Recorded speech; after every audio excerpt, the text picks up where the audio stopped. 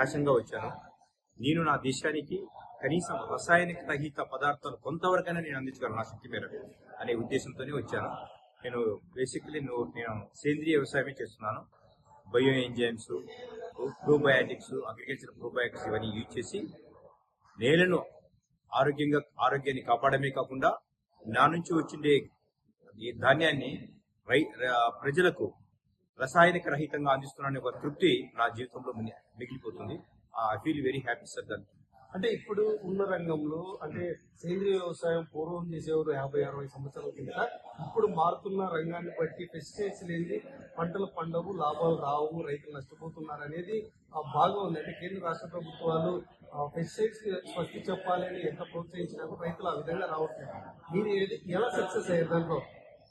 సరే, యాక్చువల్గా ఇది రసాయనాలు వేయకుండా పంటలు రావు అనేది అది వాళ్ళ అపోహ మాత్రమే.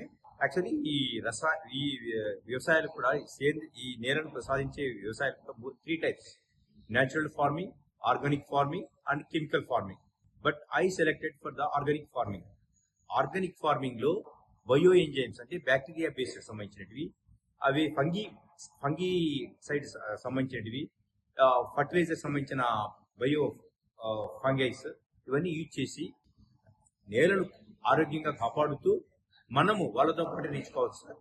అది ప్రజలు అంటే ఒక్కటేసారి రాదు, అది హయ్యర్ ఈల్డింగ్ 3-4 years తర్వాత అదే నేచురల్. అదే మనం కెమికల్ ఇసి ఆల్రెడీ పాడు చేసాం ఇది పొలాన్ని.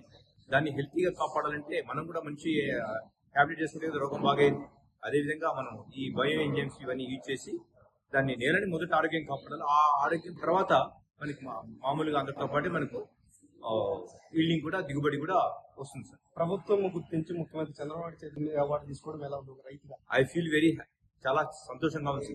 నేను కూడా ఈ అవార్డు వస్తుందని నేను ఎక్స్పెక్ట్ చేయలేదు. చాలా మంది సైంటిస్టులు చెప్పారు ఇది అని, అయినా నేను ఎక్స్పెక్ట్ చేయలేదు. నేను అన్ఎక్స్పెక్టెడ్ గా నాకు వాళ్ళ నుంచి మెసేజ్ రావడం చాలా సంతోషంగా ఉంది సార్. ఈ విధంగా గుర్తించిన నాకు చంద్రబాబు నాయుడు గారికి మరియు కూటమి ప్రభుత్వానికి ధన్యవాదాలు.